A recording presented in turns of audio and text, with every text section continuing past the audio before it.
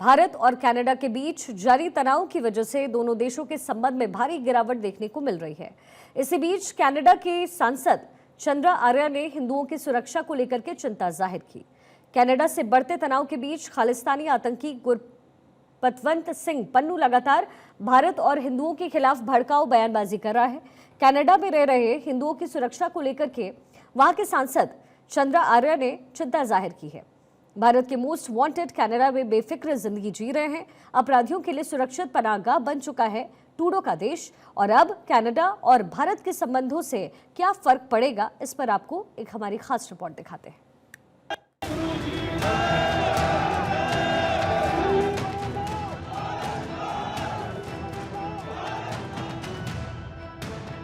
Canada आतंक की पनाहगाह।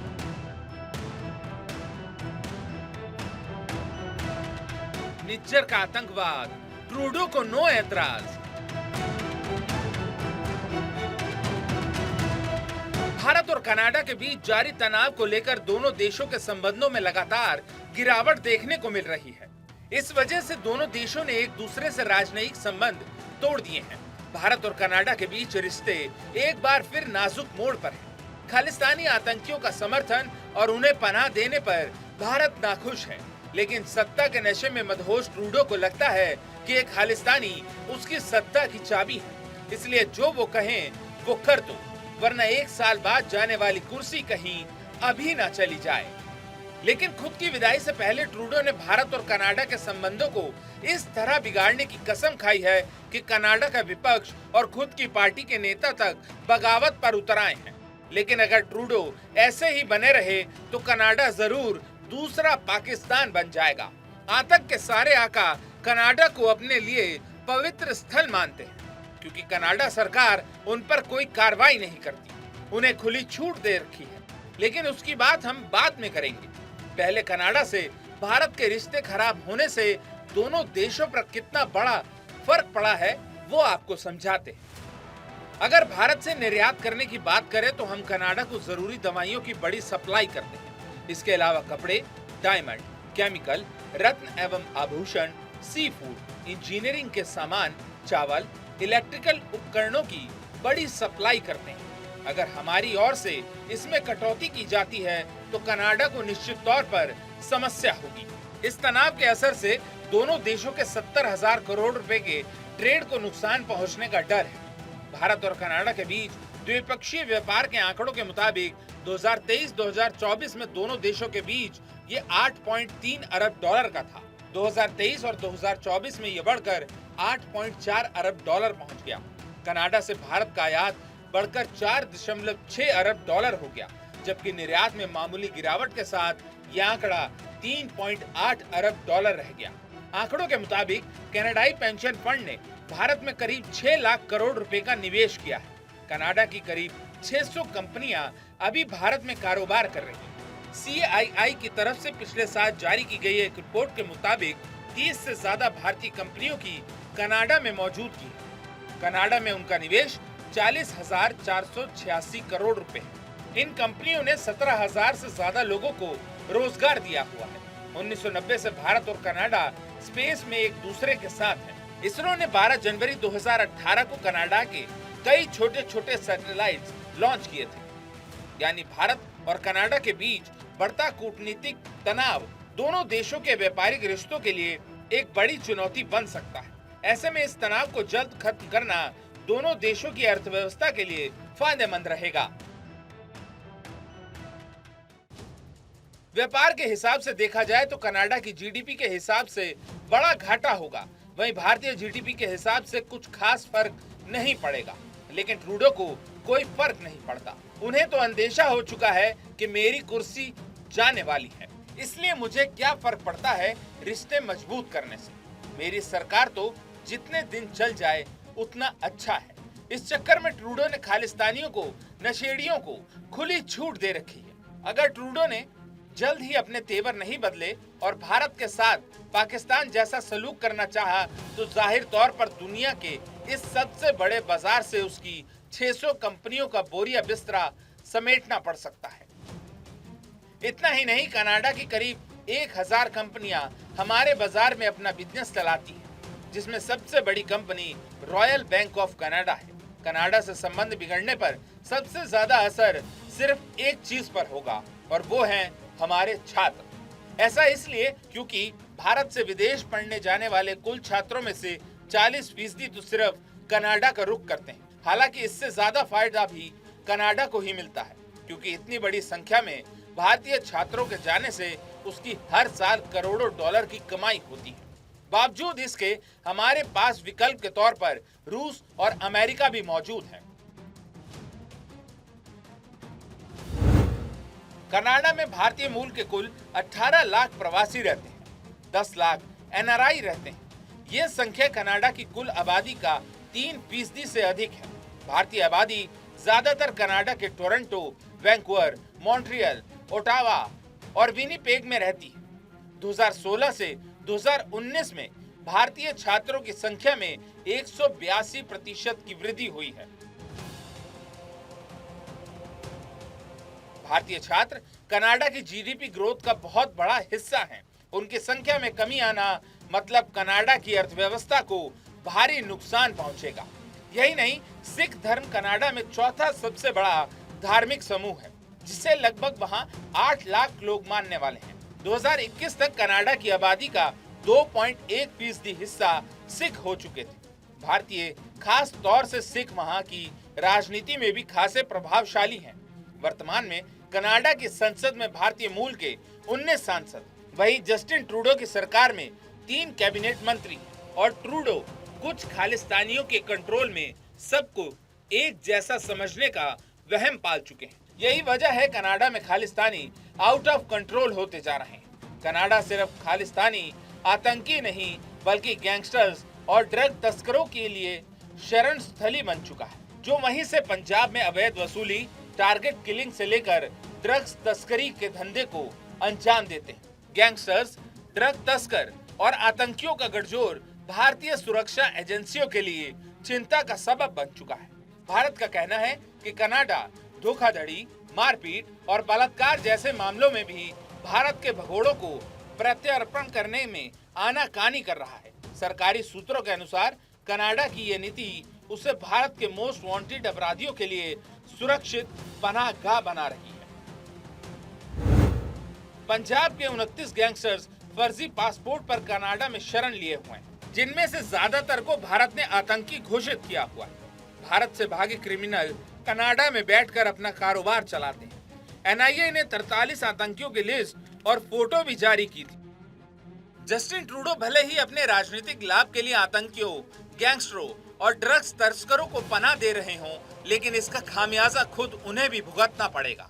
जिस आतंकी निर्झर की हत्या का दोष कनाडा भारत को दे रहा है, उसकी मौत की असली वजह दूसरे गैंग के बीच वर्चस्व की लड़ाई बताई जा रही है। कभी शांति और समृद्धि के लिए प्रसिद्ध कनाडा में गैंग वॉर की घटनाएं अब सामान्य होती जा रही हैं। कैसे भारत के अपराधियों के लिए सुरक्षित पनाहगाह बन चुका है कनाडा, वो भी आपको बताते हैं। आतंकी गुरजीत चीमा, गोल्डी परार, लॉरेंस बिश्नोई का भाई अनमोल बिश्नोई, गुरविंदर सिंह उर्फ बाबा डल्ला, सतविंदर सिंह उर्फ सैम, सनोवर ढिल्लो, लखवीर सिंह उर्फ लंडा, अर्श डल्ला उर्फ अर्शदीप सिंह अर्श, गगना उर्फ गगनदीप, दीप निवांश हरिया, रिंकू भीला, रमनजन जैसे गैंगस्टर्स को कनाडा में शरण मिली हुई। अब भारत ने कनाडा को नई लिस्ट सौंपी है, जिसमें 7 गैंगस्टर्स के नाम हैं। ये कनाडा में छिपकर भारत में वारदातों को अंजाम दे रहे हैं। आतंकवाद से लेकर हिंसा की कई घटनाओं में इन गैंगस्टर्स का नाम आ चुका है। कनाडा को भारत ने इनके ठिकानों के बारे में विस्तार से बताया हुआ है, लेकिन कनाडा इसके बावजूद कोई कार्रवाई इन पर नहीं करता। लिस्ट में गोल्डी बरार का नाम सबसे ऊपर है, जो लॉरेंस बिश्नोई का करीबी है। इस गैंग ने पिछले हफ्ते ही मुंबई में एनसीपी नेता बाबा सिद्दीकी की हत्या के बाद उसकी जिम्मेदारी भी ली थी। भारत ने बार बार ठोस सबूत की मांग की, लेकिन कनाडा ने आरोपों के बजाय भारत के खिलाफ बयानबाजी जारी रखी और हालात संभलने के बजाय बिगड़ते जा रहे हैं। Bureau report, Bharat 24। कनाडा के प्रधानमंत्री जस्टिन ट्रूडो ने भारत से तो रिश्ते खराब कर लिए हैं, लेकिन उनके अपनी पार्टी में भी सांसदों से अच्छे रिश्ते नहीं हैं। ट्रूडो को अपनी लिबरल पार्टी में बगावत का सामना करना पड़ रहा है। जस्टिन ट्रूडो की ही पार्टी की सांसद सीन केसी ने ट्रूडो के इस्तीफे की मांग कर डाली है। उन्होंने यहां तक कह दिया कि अब ट्रूडो के जाने का वक्त आ चुका है। जस्टिन ट्रूडो की पार्टी के अंदर से ही नए प्रधानमंत्री की दावेदारी तेज हो गई है।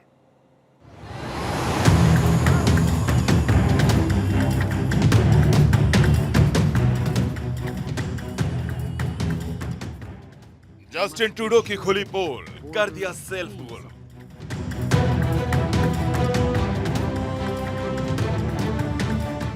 आपको उसे जाने की बारी, घर में बगावत भारी। कनाडा के पीएम जस्टिन ट्रूडो ने भारत से तो रिश्ते खराब कर लिए हैं, लेकिन उनकी अपनी पार्टी में भी सांसदों से अच्छे रिश्ते नहीं हैं। ट्रूडो को अपनी लिबरल पार्टी में बगावत का सामना करना पड़ रहा है। जस्टिन ट्रूडो की ही पार्टी की सांसद सीन केसी ने ट्रूडो के इस्तीफे की मांग कर दी है। उन्होंने यहां तक कहा है कि अब ट्रूडो के जाने का वक्त आ चुका है। हालत तो यह है कि ट्रूडो की लिबरल पार्टी के 30 से ज्यादा सांसद ट्रूडो से इस्तीफा मांग रहे हैं। बड़ा सवाल उठ रहा है कि अगर अगले साल आम चुनाव से पहले ट्रूडो को पार्टी लीडर के पद से हटाया जाता है तो कौन उनकी जगह लेगा। ऐसे में कनाडा के उप प्रधानमंत्री क्रिस्टिया फ्रीलैंड का नाम सामने आ रहा है, जो विपक्षी कंजर्वेटिव पार्टी को टक्कर दे सकती हैं। क्रिस्टिया फ्रीलैंड अभी कनाडा की उप प्रधानमंत्री और वित्त मंत्री हैं। आम लोगों के बीच उनकी छवि बहुत अच्छी है और माना जा रहा है कि लिबरल पार्टी को इस मुश्किल घड़ी से वही निकाल सकती हैं, क्योंकि ट्रूडो की नीतियों से कनाडा में बेरोजगारी चरम पर है, महंगाई 7वें आसमान पर है, क्राइम का रेट लगातार बढ़ रहा है। इसीलिए पार्टी के अंदर से ही बगावत के सुर उठ रहे हैं। वो कहावत तो आपने सुनी होगी, गरीबी में आटा गीला। ट्रूडो ने भी कुछ ऐसा ही किया। एक तरफ देश की हालत बदली और दूसरी तरफ हिंदुस्तान से पंगा मोल ले लिया। और उसके बाद हिंदुस्तान ने जो ट्रूडो का हाल किया तो किया, अपनी पार्टी ही बागी हो चली है। खालिस्तानियों के सपोर्ट में आए ट्रूडो को लगा कि खालिस्तानी सपोर्ट से वो एक बार फिर पीएम बन जाएंगे, इसलिए उनको खुश करने के चक्कर में सब कुछ भूलकर झूठ बोलने शुरू कर दिए। भारत से संबंध बिगाड़ लिए। भारत से संबंधों की कहानी आगे बताएंगे, लेकिन पहले आपको बताते हैं ट्रूडो की नाकाम नीतियों से पार्टी में हो रही बगावत से क्या होगा। अगले साल अक्टूबर खत्म होने से पहले कनाडा में जनरल इलेक्शंस होंगे। इससे पहले चल रही हवा में लिबरेशंस को अपनी हार दिख रही है। ट्रूडो के हिस्से में कई नाकामयाबियां हैं। कनाडा में महंगाई लगातार बढ़ रही है।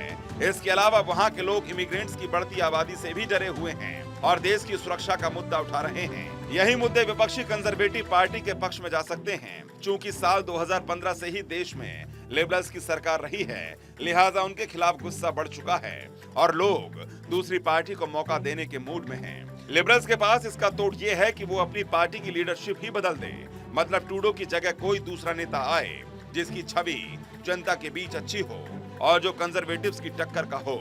इसमें एक नाम अक्सर आता रहा है, क्रिस्टिया फ्रीलैंड। दशक भर पहले लिबरल पार्टी की सदस्य बनी क्रिस्टिया फ्रीलैंड ने इतने ही समय में काफी लोकप्रियता कमाई है। अब बड़ा सवाल उठ रहा है कि अगर अगले साल आम चुनाव से पहले ट्रूडो को पार्टी लीडर के पद से हटाया जाता है तो कौन उनकी जगह लेगा। ट्रूडो के लिए झटके की बात यह है कि उप प्रधानमंत्री क्रिस्टिया के साथ पार्टी के 30 सांसद भी खड़े हैं और कनाडा की पब्लिक भी, और क्रिस्टिया फ्रीलैंड का जनाधार दिन ब दिन बढ़ता ही जा रहा है। क्रिस्टिया ने 2015 से 2017 तक फ्रीलैंड ने कनाडा के अंतर्राष्ट्रीय व्यापार मंत्री के रूप में कार्य किया और यूरोपीय संघ सीटा के साथ कनाडा के मुक्त व्यापार समझौते की सफल बातचीत की देखरेख भी की। जनवरी 2017 से नवंबर 2019 तक उन्होंने कनाडा की विदेश मंत्री के रूप में काम किया। कोविड-19 महामारी के दौर में भी उन्होंने कनाडा का नेतृत्व किया था। उन्हें अगस्त 2020 में वित्त मंत्री नियुक्त किया गया था। उन्होंने कई देशों के साथ कनाडा के रिश्ते सुधारने पर जोर दिया, लेकिन भारत से उनके रिश्ते अच्छे नहीं रहे। इसका खामियाजा उनको भुगतना भी पड़ सकता है। लिबरल्स पर हार के संकट मंडरा रहे हैं, ट्रूडो जा रहे हैं और उनके बाद भी जिनके नाम की चर्चा है वो भी खालिस्तानियों की पसंद है, जिसका नतीजा ये है कि देश का बहुत बड़ा वर्ग सत्ता में अब लिबरल्स को देखना पसंद नहीं करेगा।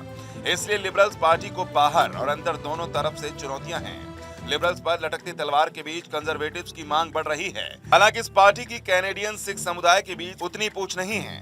इसकी साफ वजह भी है। ये पार्टी धार्मिक आजादी को लेकर उतनी खुली हुई नहीं है, लेकिन कंजर्वेटिव्स के पास अपना खास वोट बैंक है, जिसमें बीते एक दशक में बढ़त दिखी है, खासकर मौजूदा पीएम से असंतोष की वजह से। इसीलिए ट्रूडो का जाना तो तय है, चाहे घर के अंदर से बगावत हो या फिर विपक्षियों की भारी जीत हो। ट्रूडो को पीएम की कुर्सी से बाय बाय करना ही होगा। अब उसमें समय कितना लगेगा, ये आने वाला वक्त तय करेगा। Bureau report, Bharat 24।